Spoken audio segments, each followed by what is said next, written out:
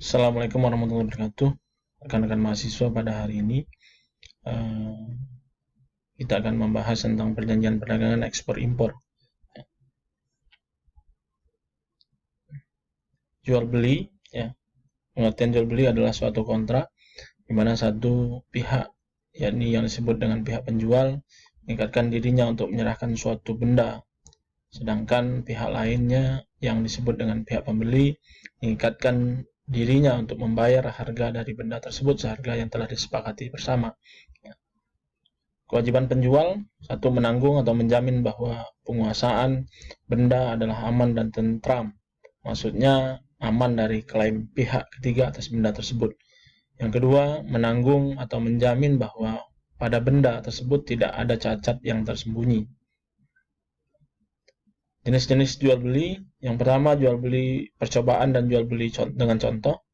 Yang kedua, jual beli barang orang lain. Yang ketiga, jual beli dengan hak membeli kembali. Yang keempat, jual beli cicilan atau angsuran. Nah, berikutnya adalah pengertian ekspor impor.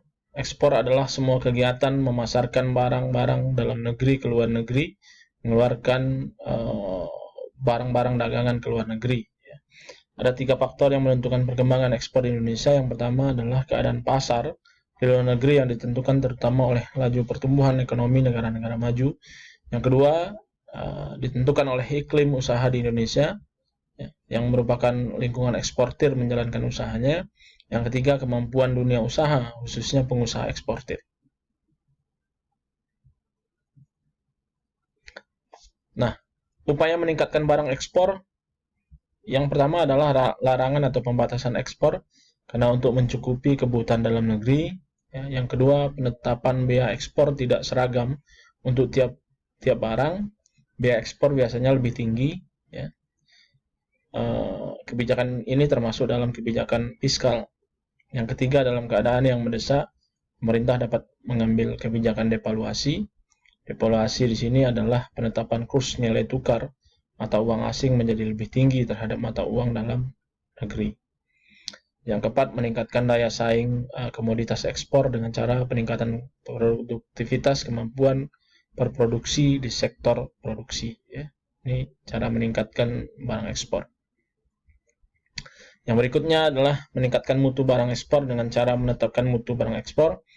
Yang keenam, meningkatkan kegiatan produksi ekspor di luar negeri dengan cara mengadakan pameran-pameran dagangan di luar negeri dan mendirikan kantor-kantor pusat promosi dagang di Indonesia atau Indonesia Trade Promotion Center.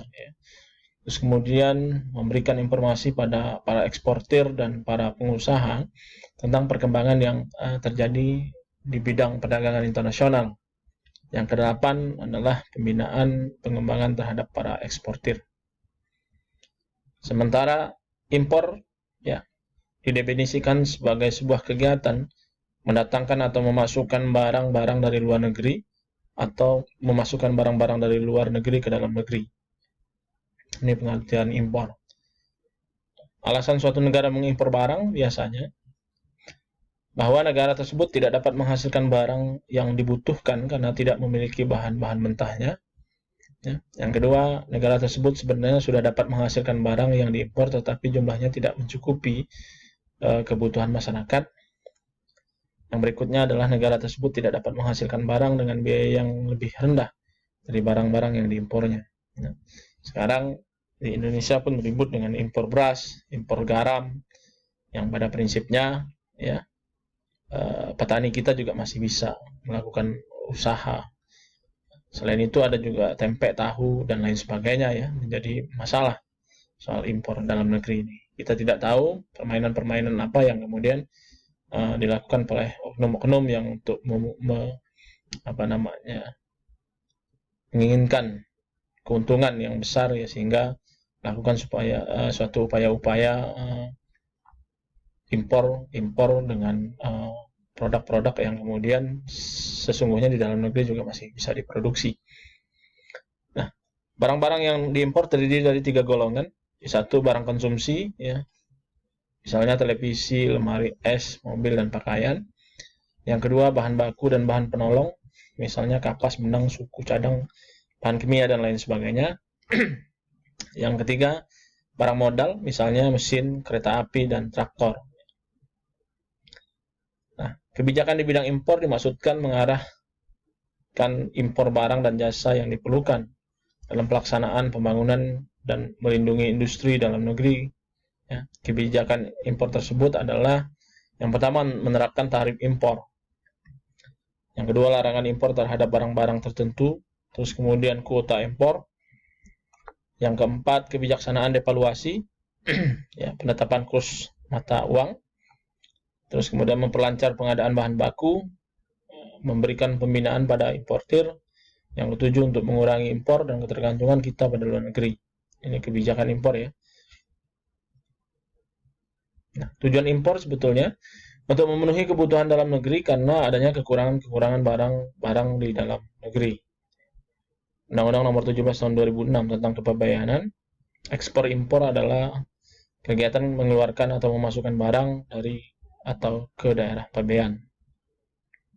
Risiko di dalam melakukan ekspor, yang pertama adalah transportasi, yang kedua kredit atau tidak dibayar, nilai tukar mata uang, kemudian kejadian-kejadian yang tak terduga seperti mogok, bencana alam, dan perang, atau kemudian masalah hukum dan masalah investasi.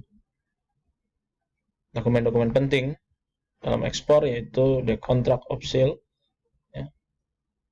Ini kontrak penjualan, terus kemudian dokumen terkait dengan pembayaran, bill of lading, kontrak pengangkutan barang melalui laut, ya. Kemudian dokumen asuransi. Peraturan dan persyaratan ekspor, yang pertama persyaratan agar perusahaan dapat melakukan ekspor. Yang kedua, klasifikasi barang ekspor, ya. Barang yang dilarang ekspornya. Yang kedua, barang yang diatur ekspornya. Yang ketiga, barang yang diawasi ekspornya. 4, barang ekspor yang diawasi mutunya. Terus kemudian komoditi yang bebas untuk diekspor. Ini harus memenuhi persyaratan-persyaratan ini ya. Nah, dokumen ekspor, sales kontrak, misalkan berisi uraian barang selengkapnya, jumlah, harga satuan, total harga, pelabuhan tujuan, dan syarat pembayaran. Lalu kemudian commercial invoice, ada nama eksportir, importir, nomor tanggal LC, ya, jenis dan uraian barang, atau harga satuan, dan lain sebagainya. Kemudian ada letter of credit. Letter of credit ini adalah surat kredit bahwa seorang eksportir gitu ya, dapat menerima pembayaran meskipun belum ada informasi atau hal yang berkaitan dengan penerimaan barang atau tanda terima dari luar negeri gitu ya. Kemudian pemberitahuan ekspor barang, bill of lading, polis asuransi, packing list, certificate of origin, vessel, ekspor, inspection, sertifikat, ya, dan lain sebagainya ya. Nah, jenis-jenis pembayaran ekspor ada advance payment, pembayaran di muka, ada open account, pembayaran di belakang, ada letter of credit yang tadi saya jelaskan ya. Nah, pihak-pihak dalam pembukaan LC, pertama adalah pembeli atau importir, kemudian penjual eksportir, kemudian bank pembuka LC, kemudian ada bank penerus, advising bank gitu ya. Nah, mekanisme LC yang pertama itu diadakan kontrak jual beli antara penjual eksportir dan pembeli importir, di mana pembeli diwajibkan membeli LC. Ya. Kemudian pembeli mengajukan aplikasi LC kepada bank devisa atau penerbit, kemudian mengirimkan surat LC kepada penjual melalui bank advising di negara penjual. Advising bank memberitahukan kepada penjual bahwa kepadanya telah dibuka LC oleh pembeli. Terus kemudian setelah penjual menerima LC, kemudian ia mengirim barang kepada pembeli. Yang berikutnya adalah dokumen asli diserahkan kepada advising bank atau bank penjual, dan duplikat dikirim kepada pembeli. Ini mekanisme penggunaan LC, letter of credit ya. Yang ketujuh, dilakukan pembayaran oleh bank penjual setelah meneliti kelengkapan isi dokumen. Yang kedelapan, dokumen yang telah diterima oleh bank penjual kemudian dikirim kepada bank pembeli. Setelah menerima dokumen bank pembeli, membayar kepada bank penjual. Pembeli membayar semua kewajiban kepada bank pembeli setelah dinotifikasi oleh bank pembeli bahwa semua isi dokumen telah datang. Yang 11, bank pembeli mengirim dokumen asli kepada pembeli berdasarkan dokumen mana barang dapat diminta dari pengangkut. Ini pembayaran melalui LC. Nah, ini keuntungan penggunaan LC dari segi eksportir ya. Yang pertama adalah kepastian pembayaran dan menghindari risiko non-payment. Terus kemudian penguangan dokumen bisa langsung dilakukan. 3, terhindar dari risiko pembatasan devisa. Yang keempat, adanya kemungkinan memperoleh kredit tanpa bunga. Keuntungan bagi impor, pembukaan LC ini berarti importir mendapat kepercayaan dari bank. Yang kedua, LC merupakan jaminan bagi importir bahwa dokumen pengapalan dari barang yang dipesan akan diterima dalam keadaan lengkap dan utuh, karena akan diteliti dengan seksama oleh bank. Kemudian importir dapat mencantumkan syarat-syarat untuk pengamanan yang pasti akan dipenuhi oleh eksportir agar dapat menarik uang dari dana yang tersedia pada LC. Itu akan mahasiswa yang hari ini kita dapat bahas, dan saya akhiri. Wassalamualaikum warahmatullahi wabarakatuh.